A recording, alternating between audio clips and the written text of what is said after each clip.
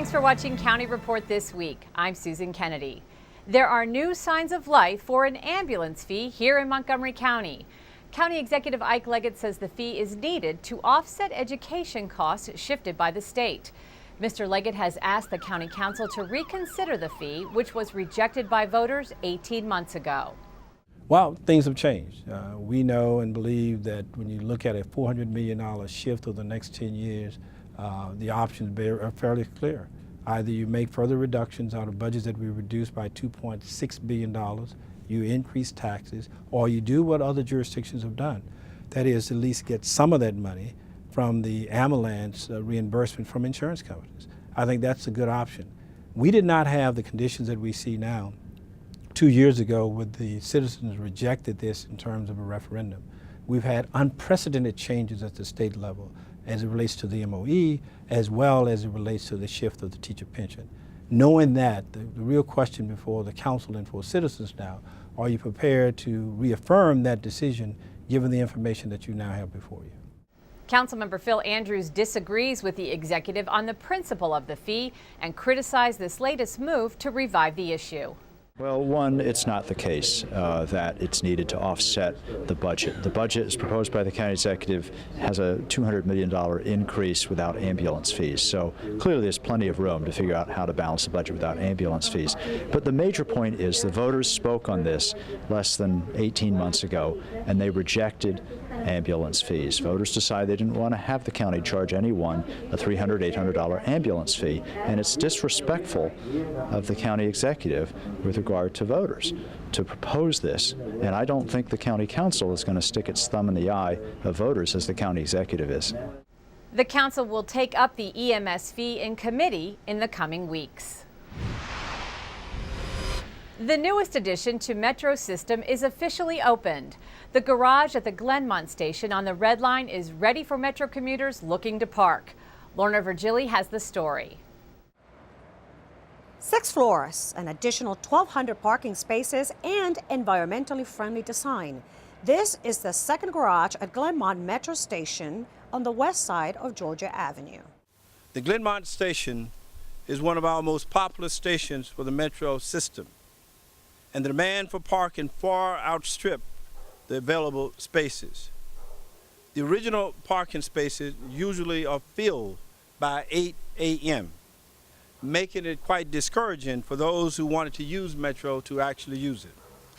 Now, this second garage, which will expand the overall garage spaces, parking spaces to 3,000, 1,200 here and 1,800 across the street, will be a boom to transit and a boom to the environment. In the county's constant fight to reduce traffic congestion, the popular Glenmont station now expands transit-oriented services by ensuring that Metro is used.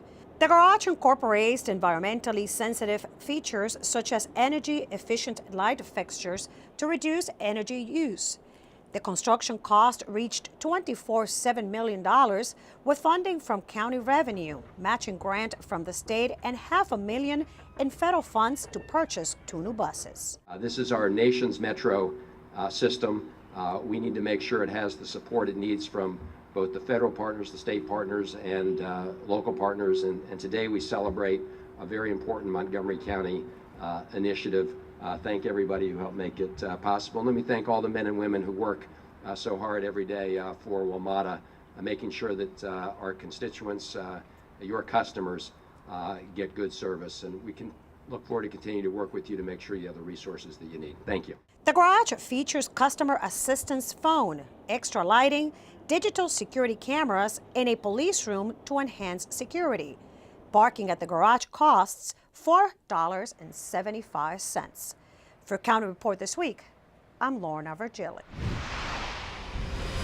Councilmember Mark Elridge has introduced a bill that would prohibit the construction of a gas station at the Costco that's planned next to the Westfield Mall in Wheaton.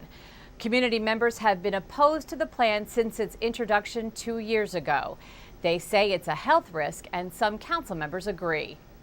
This is a super mega gas station located next to a residential neighborhood and next to a swimming pool and barely 1,000 feet from a school, and that raises another level of concerns, and I they cannot mitigate all of the negative impacts of the gas station. There are going to be lines of cars that you see at every Costco station idling within, I guess it's 400 or 500 feet of a swimming pool outdoors, within about the same distance of a bunch of houses, and it's just not a safe thing to do. And when it came to my attention, I thought, well, it doesn't just apply to Costco. I wouldn't want this done in any neighborhood. I wouldn't want someone to land one of these mega stations next to a rec center or ball fields or schools.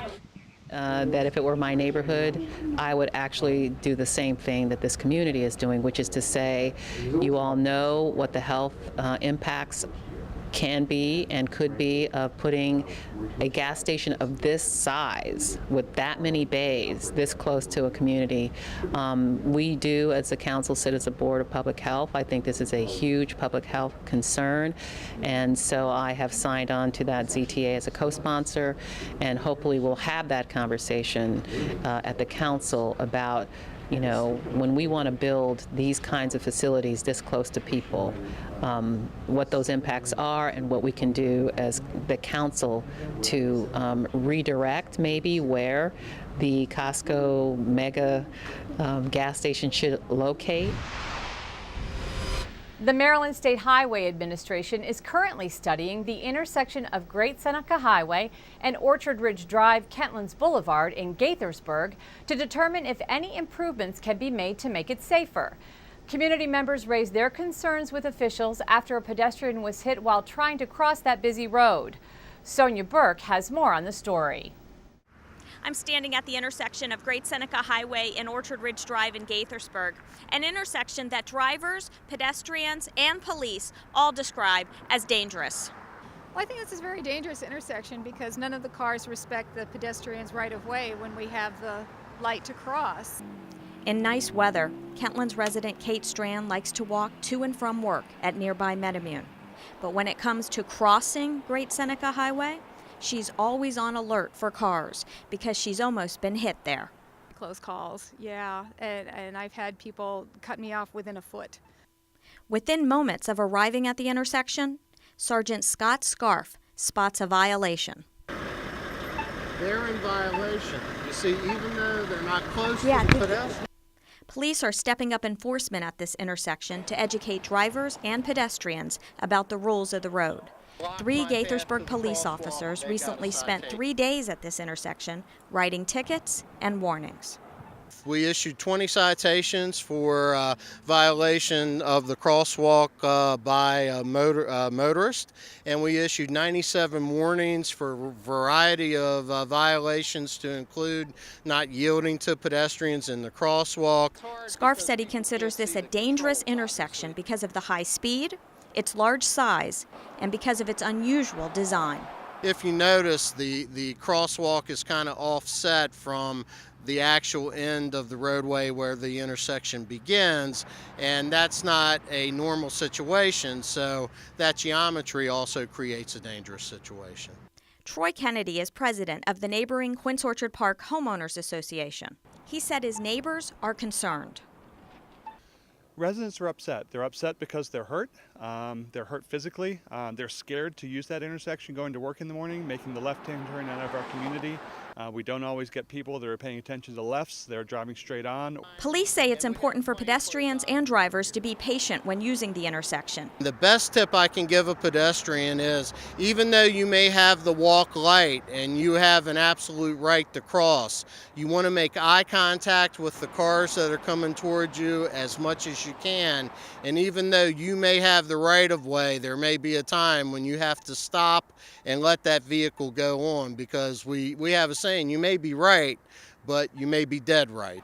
In the coming weeks, residents plan to meet with local and state officials to discuss the intersection. In Gaithersburg, I'm Sonia Burke reporting. Still to come on County Report this week, Montgomery County's very own one-stop job center where residents are getting help finding work.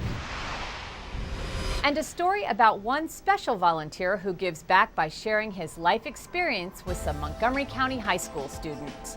When County Report this week continues. Ride-On bus passengers can help needy families and ride free by donating canned or non-perishable food during our 25th annual Give and Ride food drive. Ride-On will collect donations from Sunday, April 22nd through Saturday, April 28th. Food collection bags will be placed near the fare boxes on all Ride-On buses. Please donate products in unbreakable containers. Food collected through the drive goes to the Manna Food Center, which feeds more than 3,000 hungry families a month. For information on Give and Ride, call 311 or go to the county's website at montgomerycountymd.gov/rideon. We're working to keep you moving compassionately. Are you concerned about housing issues? Get free credit counseling and foreclosure prevention counseling by certified housing counselors, attorneys, and servicers at the Montgomery County Housing Fair and Financial Fitness Day on April 28th. Free credit reports, legal advice, prizes, entertainment, and more. For information about the fair or to get immediate help, call the Bilingual Foreclosure Prevention Hotline at 888-794-8830. Welcome back to County Report. If you're having a hard time finding a job and need a professional career counselor or help with your resume, there are free career centers in Montgomery County that can get you ready for the workforce. Iris Argueta has more on this story. Reina Flores was laid off only a month after she moved into her first home. I didn't know what I was going to do, how I was going to cover my bills. So I didn't know if somebody was going to give me a chance to go back to work, to find a good job. So it was like a very stressful moment. But thanks to Montgomery Works, Reina is back at work. She's one of several bilingual staff specialists at the One Stop Career Center in Wheaton, Maryland. Here, job seekers can access employment opportunities and career counseling, as well as Spanish language career training resources, free of charge. Reina got hired at Montgomery Works after counselors thought she would be an excellent candidate to assist Hispanic job applicants. Yes, that really made me really happy. I couldn't believe it. I couldn't believe that I was going to have an opportunity to come back to work. Montgomery Works has one of the largest regional, statewide, and national job postings databases. But the Career Center offers more than online job opportunities. It also trains people to find better ways to market themselves and sharpen their skills in new job search techniques. This is a very different environment than when I came up. So you have to reinvent yourself every couple of years, have to understand what's needed. Certainly social media and how you present yourself there, and we help people think about how to do that. Job seekers who qualify can also take advantage of special training at Montgomery College or other trade schools for jobs that are on demand, like certified nursing assistant, pharmacy technician, or construction trade jobs. The program partners with employers to identify the best candidates and is always looking for potential businesses who want to advertise their openings through the free service. Why to go somewhere else and pay as an employer when you can actually find the highly skilled labor force right here? They can use the copy machine, the fax machine, they can use different offices to be able to conduct the interviews, and they can just walk in and be able to conduct the interview. So we can actually match people with jobs, and we can match jobs with people. And job seekers who stop by Montgomery Works can always count on Reina Flores to be there for them. When they come, I would say, welcome to Montgomery Works. I'm here. How can I help you? Yeah, definitely, and guide them, and I'm going to tell them that is not the end of the world. You have an exit also to continue living and doing better things. For County Report this week, Iris Argueta. Teens interested in internships can also apply for summer employment at Montgomery Works. The Career Center has 2 facilities, a Wheaton location outside Westfield Shopping Center and a Germantown location at the Up-County Regional Service Center. For more information, visit montgomeryworks.com or call 301-946-1806. The week of April 15th was Public School Volunteer Week, which encourages volunteerism as well as celebrates the parents and community members who give of their time and expertise to enhance the education of our children.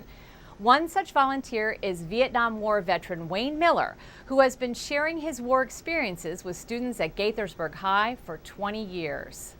For 20 years, Vietnam veteran Wayne Miller has been volunteering at Gaithersburg High School, helping to bring history to life. They said when you go out on patrol, you cannot shoot until you're shot at first. Mr. Miller connects with students as he shares his war experiences, including his nearly fatal battle injury that resulted in the amputation of his left leg. I come into the school to give the kids a personal view of what one person did in Vietnam. I look in the audience today and my heart is full because I see blacks, whites, Hispanics, Asians all sitting together, talking together, eating together, learning together, and it just fills my heart and says, you know, maybe I did fight for something. Mr. Miller shared his remarkable journey of recovery and how he overcame many obstacles to fulfill his dreams and become a contributing member of society. I want the students to never give up on their dream, that they can reach anything they want to do if they just keep on trying. I learned that, even though people go through really bad and tough times, it's good to keep your mind, focused on one point, don't lose your goals. I really took away that through all these struggles, you could find a bright light in the end. I'm not into history, but learning it from someone who actually has been there, it creates a much more interesting feeling for it. And I learned a lot more. When students hear it from a person who's actually there, as opposed to reading an article, it stays with them much longer, and they get it. Then it leaves a much deeper impression on them. To thank him for his 2 decades of service, the school presented Mr. Miller with a Gaithersburg High School Letterman jacket. While Mr. Miller's oral history lessons directly affect students and their studies, there are many other ways that community members can help make our schools stronger. Whether reading to students, becoming a homework tutor, serving as a mentor, or helping to organize a school event, consider becoming a school volunteer. Up next on County Report, the County Council wants Pepco to limit its tree trimming. We'll tell you why. And part 2 of our series celebrating the sesquicentennial of the Civil War, when County Report This Week continues.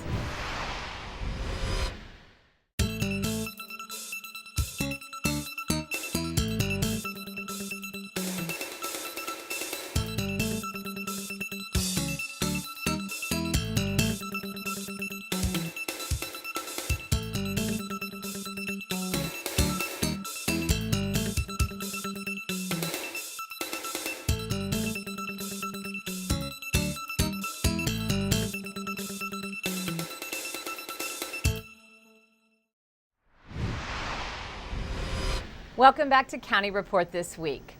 A new bill that would require utility companies to submit a vegetation management plan to the council has been officially introduced. The measure is designed to provide protection for the county's tree canopy while allowing utility companies to trim trees within designated guidelines. No, I think we really had some issues. I mean, Pepco went through a period of neglecting to do what they were supposed to do, the tree trimming, and they seem to have responded to years of neglect by cutting trees so aggressively that, they may never grow back. And, people have shown us pictures of clear cutting. They've shown us, pictures of trees reduced to little more than tall toothpicks. They've shown us pictures of trees where branches have been lopped off on one side, while heavy, massive branches are on the other side of the tree, which just makes you wonder how the tree is going to stay balanced. I mean, people have brought us a lot of concerns about how the trimming was done, and we thought that we need to, yes, encourage Pepco to trim, but they shouldn't trim so aggressively that they never have to come back because the tree dies. It's time for another Heritage Montgomery Civil War moment. Last month's installment described why this county was so important to the Union Army. Continuing on, we learn about the lives of African Americans who were living here at the time. Just before the Civil War, a little over 18,000 people were living in Montgomery County. 1/4, or about 4,500, was African American. Of that number, approximately 1/3 were free. The rest were enslaved, working as farmhands, household servants, or craftsmen. One of this county's most famous slaves was associated with the building you see behind me. Today, this log cabin in North Bethesda is surrounded by suburbia, but in the 1800s, it was part of the Riley farm. Josiah Henson was enslaved here for more than 30 years. In 1830, Henson fled to Canada, became a minister and a writer. His autobiography inspired Harriet Beecher Stowe's 1852 novel, Uncle Tom's Cabin. While this particular log cabin was built after Henson fled, it is all that is left of the farm where he lived and worked as a slave. Josiah Henson was able to escape the Riley farm thanks to the Underground Railroad. This was a secret alliance of people who helped conduct freedom seekers on their journey northward. Assisting enslaved people to escape was illegal.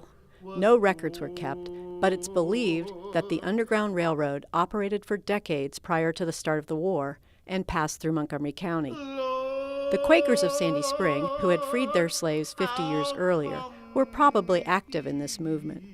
One stop was likely the stone bank barn at Woodlawn Manor in Sandy Spring. Another is thought to have been in the basement of the original Christ Episcopal Church in Rockville.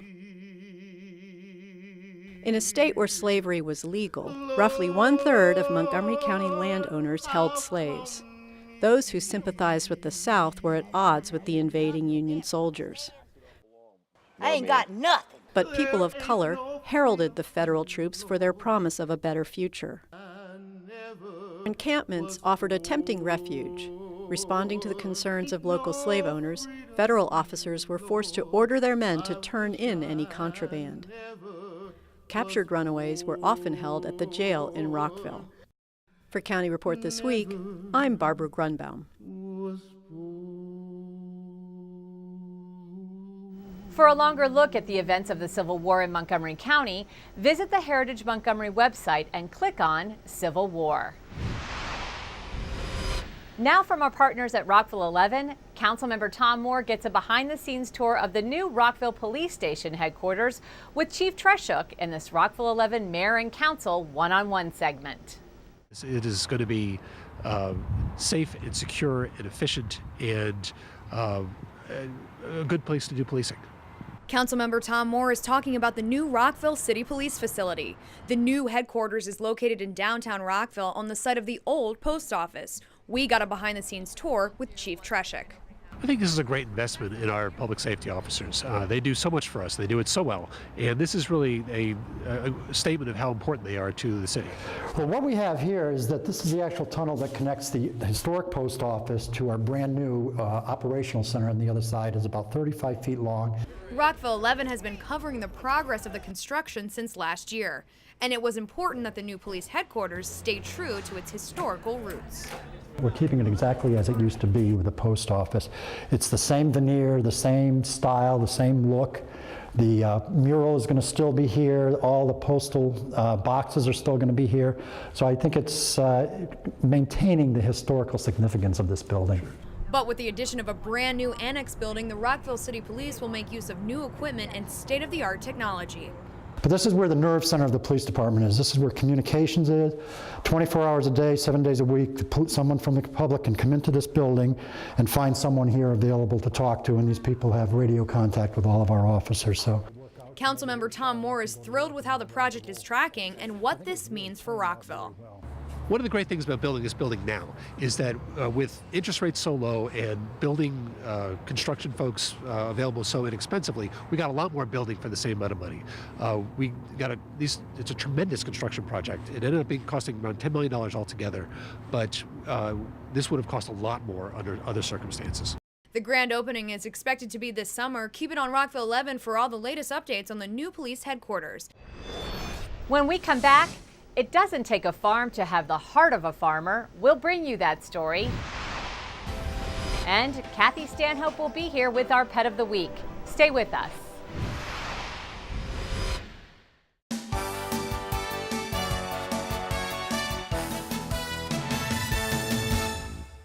Help your child tap into their creativity and expand their interests by signing them up for MC's Summer Youth Program.